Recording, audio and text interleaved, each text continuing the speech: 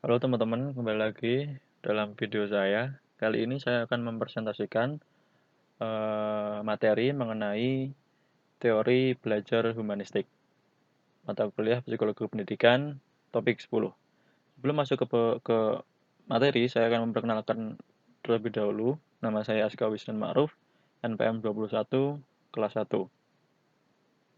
Baik, teori belajar humanistik. Dalam teori belajar humanistik, belajar dianggap berhasil jika si pelajar memahami lingkungannya dan dirinya sendiri. Teori belajar ini berusaha memahami perilaku belajar dari sudut pandang pelakunya, bukan dari sudut pandang pengamatnya. Tujuan utama para pendidik adalah membantu siswa untuk mengembangkan dirinya, yaitu membantu masing-masing individu untuk mengenal diri mereka sendiri sebagai manusia yang unik, dan membantu mereka dalam mewujudkan potensi-potensi yang ada dalam diri mereka. Berikut pendapat para ahli.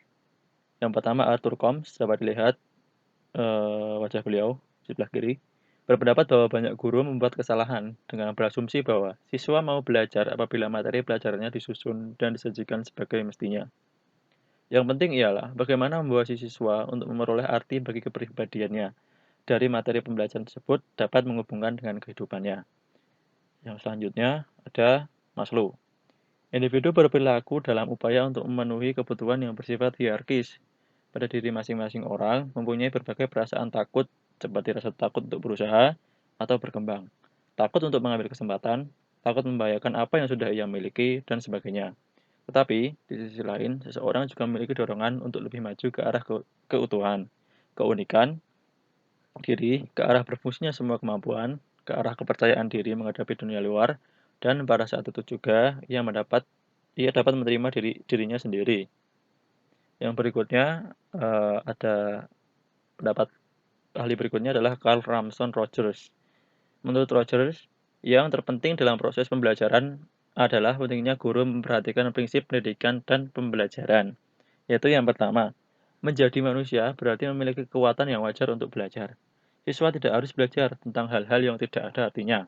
Yang kedua, siswa akan mempelajari hal-hal yang bermakna bagi dirinya. Pengorganisasian bahan pelajaran berarti mengorganisasikan bahan dan ide baru sebagai bagian yang bermakna bagi siswa. Pengorganisasian bahan pelajaran berarti mengorganisasikan bahan dan ide baru sebagai bagian yang bermakna bagi siswa. Belajar yang bermakna dalam masyarakat modern berarti belajar tentang proses. Yang berikutnya implikasi teori belajar humanistik. Guru di sini sebagai fasilitator. Yang pertama, fasilitator sebaiknya memberi perhatian kepada penciptaan suasana awal, situasi kelompok, atau pengalaman kelas.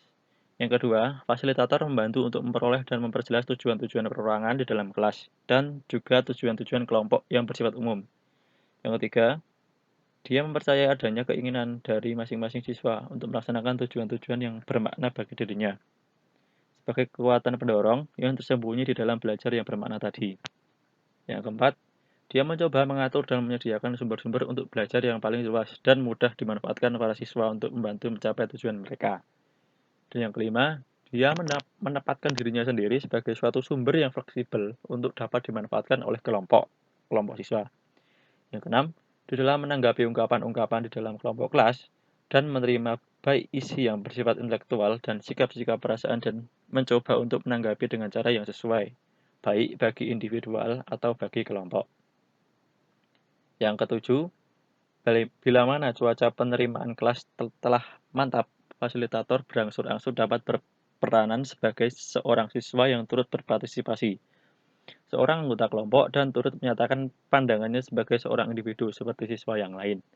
Dia mengambil prakarsa untuk ikut serta dalam kelompok, perasaannya dan juga pikirannya dengan tidak menuntut dan juga tidak memaksakan, tetapi sebagai suatu andil secara pribadi yang boleh saja digunakan atau ditolak oleh siswa.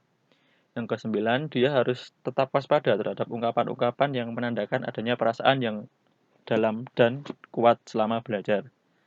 Yang kesepuluh, di dalam berperan sebagai seorang fasilitator, pemimpin harus mencoba untuk mengenali dan menerima keterbatasan-keterbatasannya sendiri.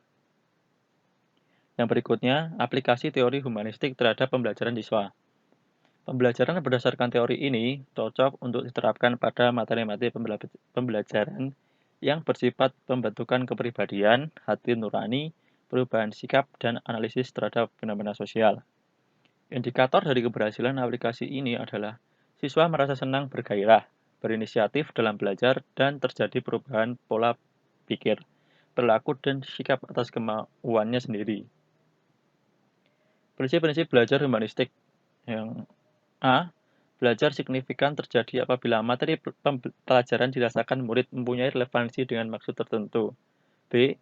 Belajar yang bermakna diperoleh jika siswa melakukannya. C. Belajar yang menyangkut perubahan di dalam persepsi mengenai dirinya.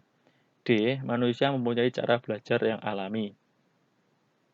Yang berikutnya, E. Belajar lancar jika siswa dilibatkan dalam proses belajar. F. Belajar yang melibatkan siswa seutuhnya dapat memberi hasil yang mendalam. G. Kepercayaan pada diri pada siswa ditumbuhkan dengan membiasakan untuk mawas diri. H. Belajar sosial adalah belajar mengenai proses belajar. Baik, itu saja yang dapat saya sampaikan. Apabila ada kesalahan mohon dimaafkan. Terima kasih. Wassalamualaikum warahmatullahi wabarakatuh.